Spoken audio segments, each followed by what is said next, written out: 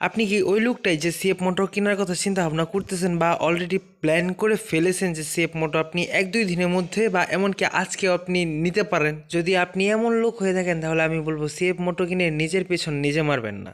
क्या क्या क्या? আপনি ঠিকই শুনেছেন, আর কথাটা আপনাকে বললাম। যদি আপনি সিএফ মোটর কেনার কথা চিন্তা ভাবনা করতেছেন বা আবার ঠিক করে রেখেছেন আপনি সিএফ মোটর কিনবেন, এর কারণ হচ্ছে সিএফ মোটর, হ্যাঁ, বাজারে নতুন একটা বাইক আসছে, বাইকের ভালো দিক থাকবে খারাপ দিক থাকবে, কিন্তু আমি যে কথাগুলো বলবো এই কথাগুলা যদি আপনি মানতে পারেন তবেই আপনার জন্য সিএফ মোটর বাইকগুলো বেস্ট হবে। এর বাইরে যদি মানে কোনো একটা কথাও যদি আপনার সাথে না মিলে তাহলে আমি বলবো যে সিএফ মোটর আপনার গলার কাটার মতো হয়ে দাঁড়াবে যদি আপনি কিনেন। ভিডিওটা শুরু করার আগে একটা ডিসক্লেমার দেই, যে ভিডিওটা বানাইতেছি এটা একটু কন্ট্রোভার্সিয়াল ভিডিও, তো ভিডিওতে কোনো কিছু বুঝতে হলে অবশ্যই সম্পূর্ণ ভিডিওটা দেখতে হবে। আর অনেকেই আছে ভিডিওটা 1-2 মিনিট দেখবে, ভালো লাগলে ভালো কমেন্ট করবে, আর নইলে বুঝতে না পারলে খারাপ একটা কমেন্ট করে চলে যাবে। যদি ভিডিওটা বুঝতে চান, মানে কি বুঝাইতে চাইছি এটা বুঝতে হলে অবশ্যই আপনার শেষ পর্যন্ত থাকতে হবে এবং তারপরে এই মন্তব্যটা করবেন। তা না হলে যদি আপনি ভুল বুঝেন, হয়তো বা সিএফ মোটর বাইকগুলো সম্পর্কে আপনার একটা ভুল ধারণাও হয়ে যেতে পারে, যেটা আমি চাই না। তো এখন অনেকে বলবে যে মারাটা কিভাবে খাবো। আসলে দেখুন, এই বাইকের লুকস পারফেক্ট। একটা স্পোর্টস বাইক হিসেবে যারা স্পোর্টস বাইক লাভার তাদের এই বাইকের লুকস নিয়ে আমি মনে করি যে কোনো রকম কোনো সন্দেহ নাই। লুকসটা সবারই পছন্দ হবে যারা স্পোর্টস বাইক মূলত পছন্দ করে। এরপরে ইঞ্জিন পারফরমেন্সের কথা বললে, হ্যাঁ, ইঞ্জিন পারফরমেন্সও, ইঞ্জিনের যে পাওয়ার আউটপুটটা সেটাও জোস। মানে 250 সিসিটাই বলেন আর 300 সিসিটাই বলেন আর নেকেট এনকে 250-র কথাই বলেন, তিনোটা বাইকেরই বাইক হিসেবে সেগমেন্ট হিসেবে পাওয়ার আউটপুট জোস। 5 ফুট 4 পাঁচের মানুষও খুব ইজিলি রাইড করতে পারবে। তো সব কিছুই পারফেক্ট, সব কিছুই ঠিক আছে, তাহলে বলবেন সমস্যাটা কোথায়, মারাটা কোন জায়গায় খাবো? মারা খাবেন এই জায়গাতেই। সর্বপ্রথম যেটা মারাটা খাবেন সেটা হচ্ছে বাংলাদেশে এখন পর্যন্ত, সারা বাংলাদেশের কথা বলতেছি, এখন পর্যন্ত সিএফ মোটর প্রত্যেকটা জেলায় তাদের সার্ভিস সেন্টার বা শোরুম কোনো কিছুই অ্যাভেলেবেল করতে পারে নাই সেরকমভাবে। যতটুকু জানি ঢাকায় তাদের শোরুম এবং সার্ভিস সেন্টার অ্যাভেলেবেল করছে, সেই সুবাদে তারা সেলও শুরু করছে।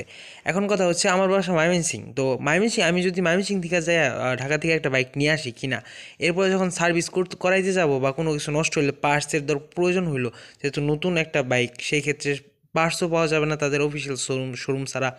সেই ক্ষেত্রে আমার যদি কোনো সার্ভিস লাগে, হায়ার সিসি বাইক যে কোনো মেকানিক দিয়ে সার্ভিসও করাইতে পারবেন না। তো সেই ক্ষেত্রে সার্ভিসের ক্ষেত্রেও পার্টসের ক্ষেত্রেও আমার যাইতে হবে কোথায়? ঢাকা। তো আপনার ধরুন গাড়িটা এমন একটাভাবে নষ্ট হলো বা একটা অ্যাক্সিডেন্ট করলেন যেটা রাইড করার যোগ্য, মানে ক্ষমতা হারায় ফেলছে আপাতত, সেই ক্ষেত্রে আপনি বাইকটা কী করবেন? আপনার পিকআপে করে নিয়ে যেতে হবে ঢাকা পর্যন্ত। এটা একটা এক্সট্রা কস্ট। সব থেকে বড় সমস্যাটা হচ্ছে এই জায়গাতেই। তো এই একটা কারণেই যারা বর্তমানে ঢাকার বাইরে থেকে এই বাইকটা কেনার কথা চিন্তা ভাবনা করতেছেন তাদের বলবো অ্যাভয়েড করেন। যদি আপনাদের জেলায় বা উপজেলায় শোরুমটা যদি অ্যাভেলেবেল হয়, তাদের সার্ভিস সেন্টার যদি অ্যাভেলেবেল হয়, বা আপনি যেখানে থাকেন সেইখান থেকে CF motor service centre showroom যদি কাছে হয়, সেই ক্ষেত্রে আপনি বাইকটা দেখতে পারেন, এই সমস্যাটা হবে না। কিন্তু আমার মতো যদি আপনি ঢাকা থেকে দূরে থাকেন বর্তমান সময়ে, তাহলে আমি বলবো যে এই বাইকটা কেনা থেকে বিরত থাকুন। এরপরে এই বাইকের যে সমস্যাটা পাবেন সেটা হচ্ছে বাইকের ফুয়েল নেওয়া। ইউরোপিয়ান স্ট্যান্ডার্ড 5-এর এই বাইকগুলো বাংলাদেশে আসতেছে, তো সেই ক্ষেত্রে এই বাইকে ফুয়েলের যে রন নাম্বার আছে সেটা হচ্ছে 93 থেকে 95 ব্যবহার করতে বলতেছে। আর বাংলাদেশে যে ফুয়েল অবস্থা সেখানে আপনি 85 পাবেন কিনা সন্দেহ আছে। তো এইখানে ফুয়েল যে পর্যন্ত এই বাইকে ভালো ফুয়েল দিতে না পারবেন, সেই ক্ষেত্রে বাইকের পারফরমেন্স কোনো সময় আপ হবে না। তাহলে এখন কি বলবেন যে ফুয়েলের জন্য বাইক চালাবো না? চালাবেন, ওই একটা উপায় আছে, সেটা হচ্ছে অকটেন বুস্টার, কিন্তু সেই পরিমাণ পারফরমেন্স পাবেন না। মূলত ওই 95 93 রন নাম্বারের ফুয়েল যেই পরিমাণ পারফরমেন্স দিত, যে পরিমাণ পারফরমেন্স ওই ফুয়েলটা ঢাললে বাইকটা বের করতো, সেরকম পারফরমেন্স কোনো সময় পাবেন না। এরপরে এই বাইকের যে সমস্যাটা পাবেন সেটা হচ্ছে বাইকের গ্রাউন্ড ক্লিয়ারেন্স। তো এই বাইকের গ্রাউন্ড ক্লিয়ারেন্স দেওয়া হয়েছে 130 মিলিমিটার। তো এই গ্রাউন্ড ক্লিয়ারেন্সে যারা ভাবতেছেন যে সবসময় পিলিয়ন নিয়ে রাইড করবেন, বা কোনো একটা পাহাড়ি এলাকায় বা গ্রামগঞ্জের এলাকায় বা আপনার এলাকায় যে স্পিড ব্রেকারগুলো আছে সেগুলো অনেক বড় বড়, মানে রাস্তা, যে রাস্তা দিয়ে আপনি চলাফেরা করবেন রেগুলার, সেই রাস্তার স্পিড ব্রেকারগুলো অনেক বড় বড়, সেই ক্ষেত্রে ভাই বেশ একটা প্যারা খাবেন। আর যদি আপনি পিলিয়ন নিয়ে রাইড করেন এবং বড় কোনো একটা স্পিড ব্রেকার পরে, সেই ক্ষেত্রে ভাই আপনার মানে এটা বাঁচবে 100%, এমন আছে কিটো ভাঙা যেতে পারে। এরপরে এই বাইকের যে সমস্যাটা পাবেন সেটা হচ্ছে বাইকের ভাইব্রেশন। এই বাইকেও ভাইব্রেশন রয়েছে, আপনি এনকে 250 বলেন, SR 250 বলেন, SR 300 বলেন, তিনটা মডেলের মধ্যে যে মডেলটাই নেবেন সেই মডেলটাতেই আপনি সার্ডেন একটা আরপিএমে বা একটা স্পিডে আপনি বাইকটি থেকে ভাইব্রেশন পাবেন। এই বিষয়গুলো আপনার মাইনে নিতে হবে যদি আপনি এসিএফ মোটর বাইকগুলো পারচেস করেন। অনেক বাইকার বন্ধু আবার ভেবে থাকবে যে এই বাইক থেকে মাইলেজ পাওয়া যাবে 40, 45, 50, 55 এরকম, কিন্তু এরকম চিন্তা ভাবনার লোক যদি এই বাইকটা কেনার কথা চিন্তা ভাবনা করতেছেন, তাহলে আমি বলবো আপনার এই বাইকের দিকে চোখ তুলে তাকারও কোনো যোগ্যতা নাই। যদি আপনি মাইলেজ নিয়ে বড়ই চিন্তিত থাকেন, তাহলে আমি বলবো এই বাইকের দিকে ভাই আপনি ভুল করেও যান না।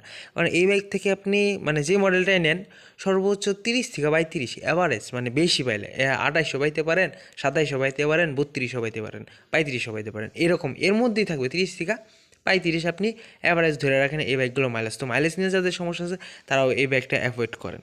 তো আমার পিছনে বলে আসা কথাগুলো যদি, কারণগুলো যদি আপনি মেনে নিতে পারেন, তাহলে আমি বলবো সেফ মোটো আপনার জন্য বেস্ট একটা অপশন হবে বাইকের ক্ষেত্রে। কারণ এই বাইকগুলো যে প্রাইস পয়েন্টে বাংলাদেশে লঞ্চ করেছে, খুব সুন্দর একটা প্রাইস পয়েন্ট দিয়েছে। তো মোটামুটি বাইকের সাথে যায় প্রাইসগুলো। আর সমস্যাগুলো অবশ্যই আপনার মাথায় রাখতে হবে কেনার আগে। যদি এই সমস্যাগুলো আপনি মেনটেন করে নিতে পারেন, তাহলে আমি বলবো বাইকটা আপনার জন্য পারফেক্ট হবে। তো বাইকার্স, আজকের ভিডিওটা এই পর্যন্তই রইলো। আশা করি ভিডিওর যদি এই পর্যন্ত চলে আসেন, তাহলে এই বাইকটি সম্পর্কে কী কী সমস্যা হবে ইন ফিউচার যদি আপনি বাই করেন একটা ধারণা পেয়েছেন।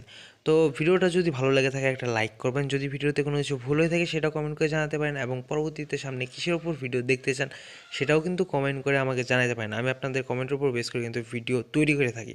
তো বাইকার্স, দেখা হচ্ছে পরে এরকম কোনো নেক্সট বাইক রিলেটেড ভিডিওতে। যদি সামনে এরকম আরও বাইক রিলেটেড ভিডিও দেখতে চান, চ্যানেলটা অবশ্যই সাবস্ক্রাইব করে রাখতে পারেন।